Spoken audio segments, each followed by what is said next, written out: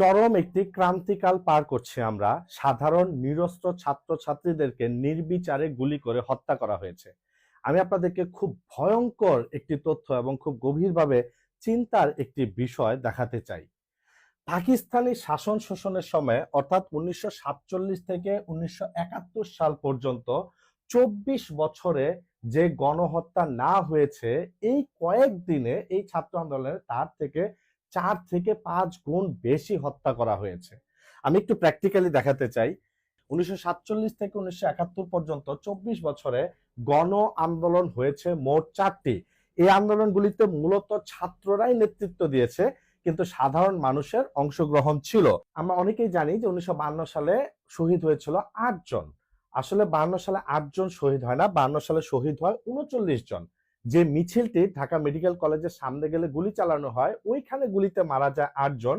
এটা 21শে ফেব্রুয়ারির ঘটনা। এরপর 22 ফেব্রুয়ারিতে কিন্তু সারা দেশব্যাপী আরো গুলি চালিয়ে আরো হত্যা করা হয়, আরো 31 জনকে হত্যা করা হয়। মোট 52 সালে শহীদ হয় 39 জন। 1962 সালে আইয়ুব খান যে শিক্ষানীতি দিয়েছিল, এই শিক্ষানীতির বিরুদ্ধে ছাত্ররা আন্দোলন করে। এই আন্দোলনের একটি পর্যায়ে 1962 সালের 17 সেপ্টেম্বর ঢাকা বিশ্ববিদ্যালয়ের শিক্ষার্থীরা এই আইয়ুব খানের দেওয়া শিক্ষানীতির বিরুদ্ধে একটি মিছিল বের করে। এই মিছিলে পেছন থেকে পুলিশ গুলি করে হত্যা করে 3 জনকে। অর্থাৎ 62 শিক্ষা আন্দোলনে শহীদ হয় 3 জন।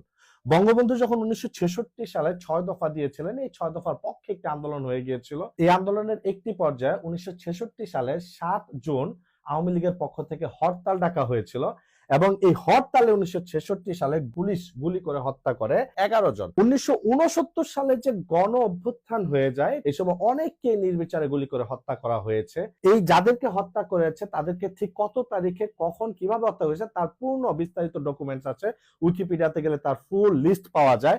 এই তথ্য অনুযায়ী 1969 সালে গণ অভ্যুত্থানে মোট শহীদ হয়েছে 53 জন। অর্থাৎ পাকিস্তানের এই 24 বছরের শাসন শোষণে আমরা দেখলাম মোট 4টি গণ আন্দোলনে শহীদ হয়েছে 106 জন। এমনকি 1990 সালে স্বৈরাচার বিরোধী এরশাদের পতনের জন্য যে আন্দোলন হয়েছিল, এই আন্দোলনেও কিন্তু শহীদ হয়েছে 12 থেকে 15 জন।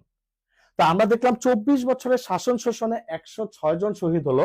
আর এই যে বর্তমান ছাত্র আন্দোলন চলছে, প্রিন্ট মিডিয়ার মাধ্যমে আমরা জানতে পারি তারা বলছে 210 জন শহীদ হয়েছে। যদিও এর সংখ্যা আমরা যেহেতু জানি নেট বন্ধ করে এই হত্যাযজ্ঞ চালানো হয়েছে, সবাই ধারণা করছে এই সংখ্যা আসলে তার কয়েক গুণ বেশি। সরকার তাদের মধ্যে 147 জনকে হত্যার বিষয়টি স্বীকার করে নিয়েছে। এই যাদেরকে হত্যা করেছে তাদের মধ্যে আমরা বিভিন্ন প্রিন্ট মাধ্যম মারফত জানতে পারি শিশু ছিল 9 জন, যাদের বয়স ছিল 4 থেকে 16 বছর। এমনকি যে শিশুরা বাসায় খেলছিল বা ছাদে খেলছিল তাদেরকেও নির্বিচারে গুলি করে হত্যা করেছে। বাসায় হত্যা করা হয়েছে এরকম শিশুর সংখ্যা আছে 4 জন। যারা আহত হয়েছে তাদের মধ্যে ধারণা করা হয়েছে 450 জন জীবনে আর কখনো চোখে দেখতে পারবে না, অর্থাৎ তারা দৃষ্টিহারা হবে। এটি খুব ভয়ঙ্কর একটি বিষয় বা এটি গভীরভাবে খুব চিন্তার একটি বিষয়।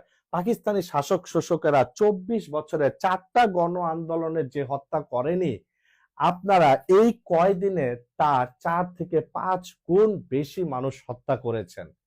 যে শিশুটা বারান্দায় খেলছিল বা ছাদে খেলছিল তাকে এইভাবে নির্বিচারে গুলি করে আপনারা হত্যা করতে পারেন না।